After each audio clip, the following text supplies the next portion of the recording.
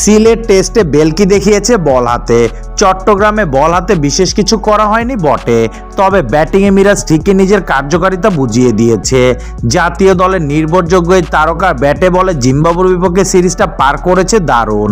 চট্টগ্রামে বাংলাদেশ দলের মিডল অর্ডারের অবিশ্বাস্য 10-এর পর হাল ধরেন মিরাজ। টেলেন্ডার তাইজুল ইসলামের সঙ্গে 63 রানের পর তানজিম সাকিবের সঙ্গে 95 রানের দারুণ জুটি গড়ে তুলে নিয়েছে অসাধারণ এক সেঞ্চুরি। টেস্ট ক্যারিয়ারে এটি তার দ্বিতীয় সেঞ্চুরি।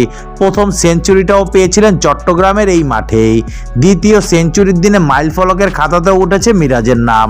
সাকিব আল হাসানের পর মাত্র দ্বিতীয় বাংলাদেশি হিসেবে মিরাজ টেস্ট ক্রিকেটে 2000 রান এবং 200 উইকেটের চক্র পূরণ করেছে।